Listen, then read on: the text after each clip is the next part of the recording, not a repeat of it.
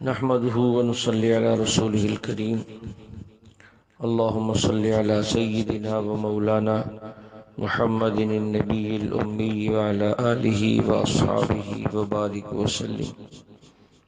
میرے معزز خواتین و حضرات، سورۃ احزاب میں جنگ احزاب کے خلاصہ کو عرض کر رہا تھا۔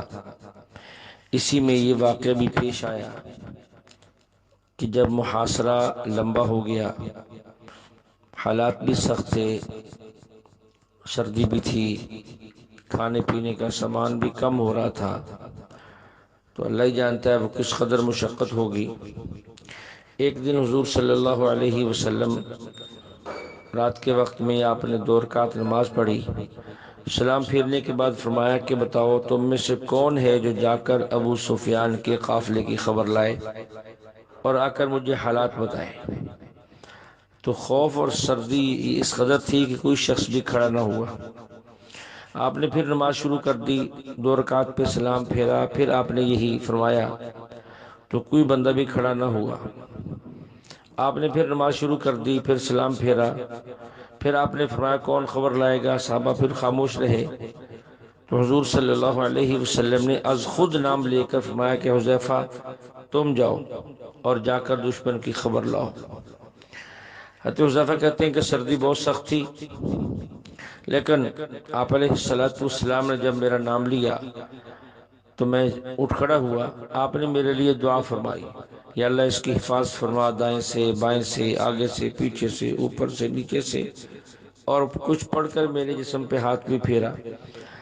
فرماتی اب میں چل رہا ہوں تو مجھے سردی کی خبر ہی نہیں، پتہ ہی نہیں کہ سردی ہے کہ نہیں۔ سردی بھی گئی، خوف بھی گیا، سب کچھ ختم۔ بڑے آرام سے میں وہاں پہنچا مشرکین کے لشکر میں۔ حضرت حذیفہ فرماتے ہیں کہ ابو سفیان میرے نشانے پر تھا، اگر میں چاہتا تو تیر مار کے قتل کر دیتا، لیکن مجھے آپ علیہ السلام کی بات یاد آ گئی کہ حذیفہ کو حرکت نہ کرنا، چپ چاپ دیکھ کر واپس آ جانا۔ تو سب لوگ آگ کے اوپر جو ہے آگ کے قریب بیٹھے ہیں اور ہاتھ سیک رہے ہیں۔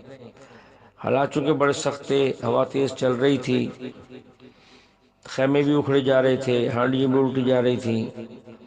تو ابو سفیان چاہتا تھا کہ واپسی کا اعلان کرے، اس لیے کہ اس نے خاص ذمہ داروں سے اس بارے میں بات کرنی چاہیے۔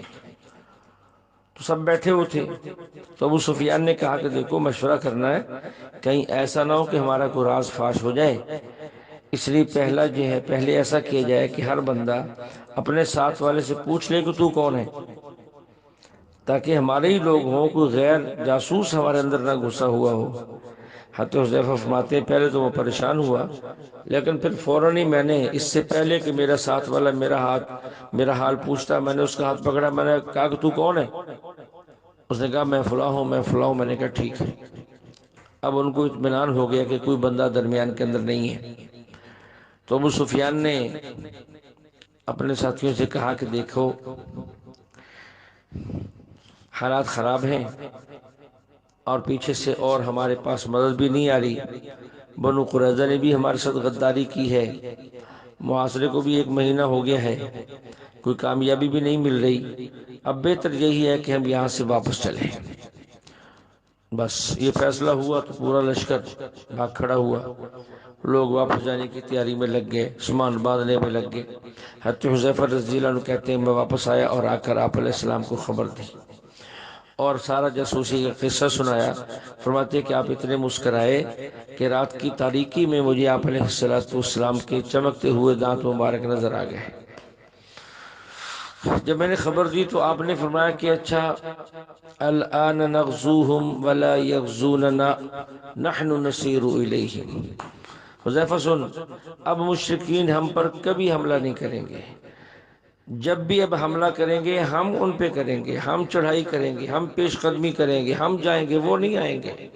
بس یہ ان کا آخری معرکہ تھا جو ختم ہو گیا، جو انہوں نے ہمارے اوپر حملے کرنے تھے کر لیے۔ تو اسی کے اندر وہ بنو قریظہ نے جو بدعہدی کی تھی ان سے مل گئے تھے۔ اب یہ لشکر تو واپس چلے گئے، مکہ والے مکہ چلے گئے، دوسرے یہودی اپنے اپنے علاقوں میں چلے گئے۔ مسلمانوں کو اللہ نے فتح عطا فرمائی۔ آپ علیہ السلام جب واپس مدینہ طیبہ پہنچے تو حضرت جبریل امین تشریف لائے اور آ کر عرض کیا رسول اللہ آپ لوگوں نے ہتھیار اتار بھی دیے، ہم فرشتوں نے تو ابھی تک ہتھیار نہیں اتارے، ابھی بنو قریظہ کی طرف چلنا ہے اور ان کی خبر لینی ہے۔ جبریل امین نے یہ بھی کہا کہ ہم جا رہے ہیں، آپ آ جائیں اور اپنا اسلحہ ہتھیار ساتھ لے کر آئیں۔ تو آپ علیہ السلام نے مسلمانوں کو حکم دیا تو یہ بھی چلے اور وہاں پہنچ گئے۔ بنو قریظہ نے جب دیکھا کہ مسلمانوں کا لشکر آ پہنچا تو اپنے قلعہ کے اندر بند ہو گئے اور مسلمانوں نے اس قلعہ کا محاصرہ کر لیا۔ بنو قریظہ کا جو سردار تھا کعب بن اسد، اس نے اپنے تمام قبیلے والوں سے کہا کہ دیکھو میں تمہیں 3 باتوں میں سے ایک بات کا اختیار دیتا ہوں، ان تینوں میں سے جو تمہیں پسند ہے کر لو۔ سب سے پہلی بات کیا ہے کہ دیکھو میں بھی جانتا ہوں تم بھی جانتے ہو کہ مسلمان سچے ہیں، قرآن سچا ہے، نبی سچا ہے، اس لیے کلمہ پڑھ لو اور حضور کی غلامی میں آ جاؤ، دنیا میں مال اور اولاد بچ جائے گی، آخرت میں عذاب سے بچ جاؤ گے۔ اسے کہتے ہیں جادو، وہ جو سر چڑھ کے بولے۔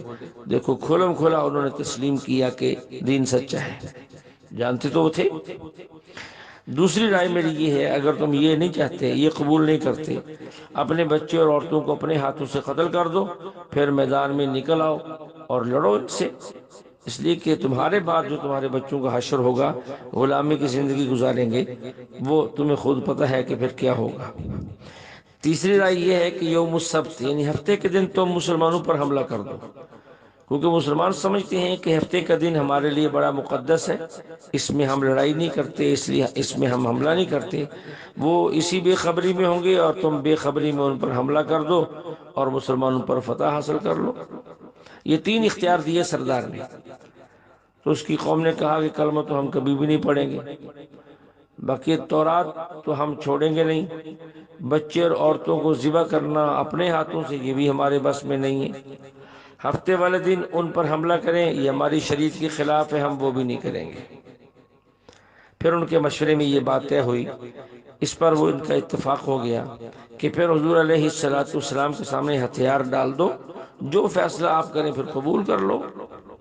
تو انہوں نے ایسا ہی کیا، پیغام بھیجا قلعہ سے کہ دیکھیے ہم صلح کے لیے تیار ہیں، اور حضرت سعد جو ہے ہم انہیں ثالث بناتے ہیں، جو وہ ہمارے بارے میں فیصلہ کر دیں ہمیں منظور ہے۔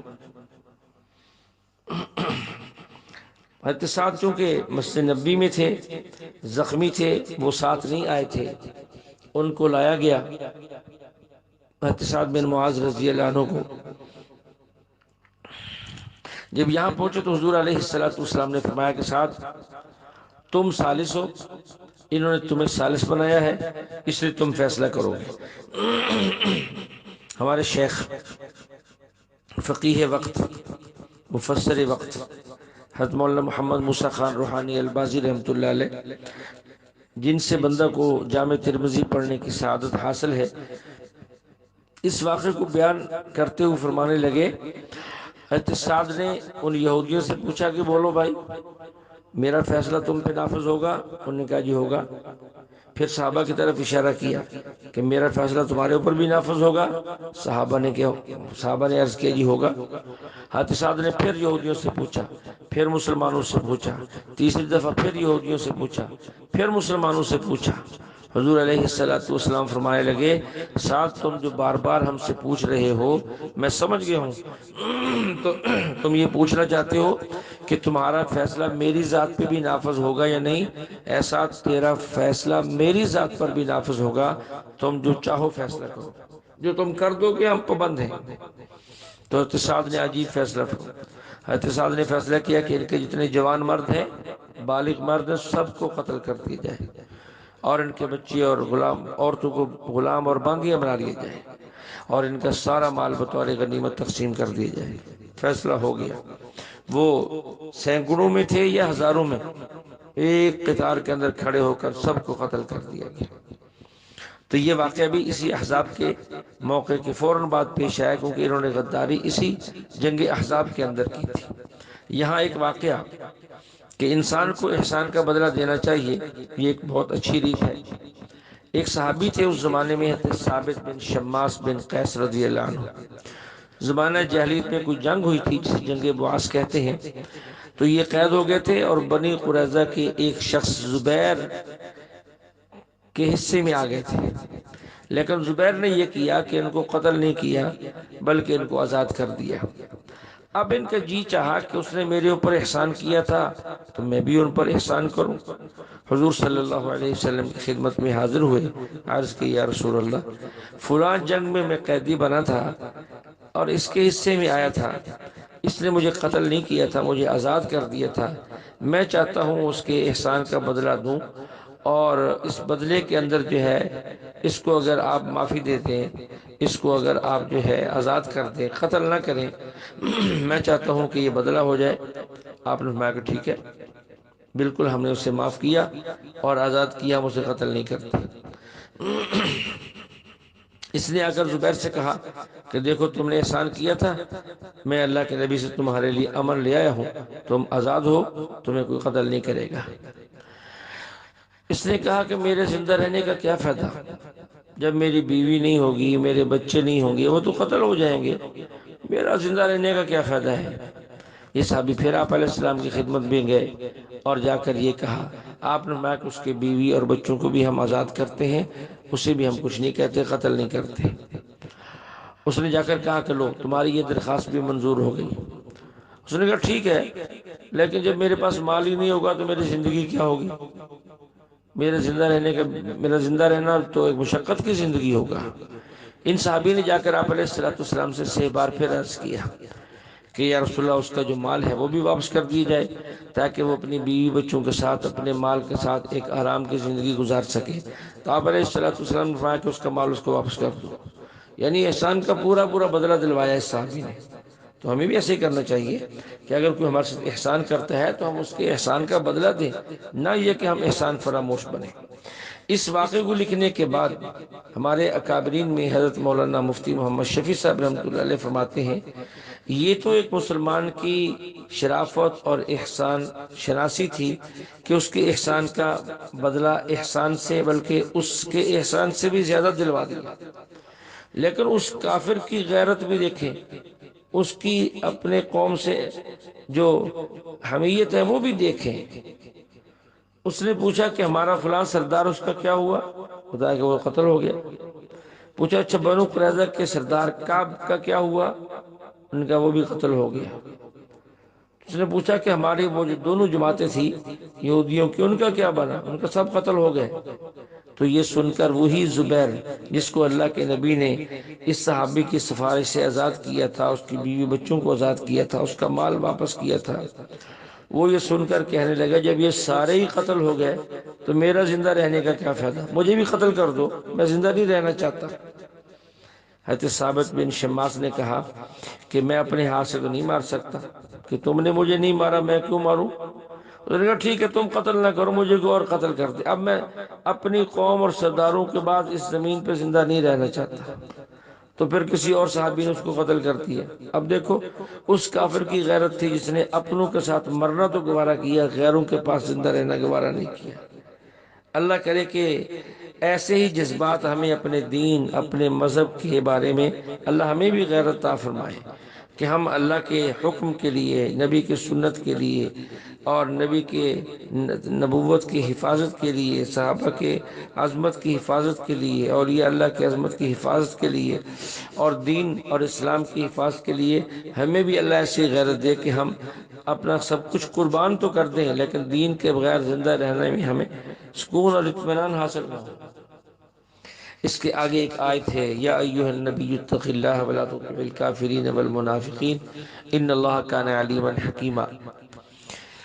یہ ہجرت مدینہ کا واقعہ ہے۔ ہجرت مدینہ جب ہو چکی، بعض لوگوں نے اس کو حدیبیہ کے بعد کا واقعہ لکھا ہے کہ جب صلح حدیبیہ ہو گئی تو مکہ سے ابو سفیان، اکرمہ بن ابی جہل، کچھ اور لوگ آئے اور آ کر حضور صلی اللہ علیہ وسلم سے یہ کہا کہ دیکھیں آپ ہمارے معبودوں کو برا کہنا چھوڑ دیں، تو دوسرا آپ بس اتنا کہیں کہ یہ جن کی ہم پوجا کرتے ہیں یہ بھی نفع دیتے ہیں، یہ بھی ہماری سفارش کرتے ہیں، تو ہم آپ کو بھی کچھ نہیں کہیں گے، آپ کے رب کے بارے میں بھی ہم کچھ غلط باتیں نہیں کہیں گے۔ اور ادھر مدینہ کے یہودیوں نے بھی یہ کہا کہ آپ اسلام کی دعوت چھوڑ دیں وگرنہ ہم آپ کو قتل کر دیں گے۔ تو اس موقع پر یہ آیت نازل ہوئی۔ صحابہ کرام کو بڑا غصہ تھا کہ ان کو یہ جرت کیسے ہوئی کہ آخر اللہ کے نبی علیہ السلام سے ایسی باتیں کریں۔ صحابہ نے چاہا بھی کہ قتل کر دیں، لیکن چونکہ صلح حدیبیہ میں صلح ہو گئی تھی کہ ہم نے ایک دوسرے سے لڑنا نہیں ہے، مارنا نہیں ہے، قتل نہیں کرنا، تو اس لیے وہ رک گئے۔ اس موقع پر یہ آیت نازل ہو گئی، یا ایھا النبی اتق اللہ ولا تطع الکافرین والمنافقین ان اللہ کان علیما حکیما۔ اس آیت میں بظاہر خطاب تو اللہ کے نبی کو ہے، لیکن بات صحابہ کو سمجھائی گئی ہے۔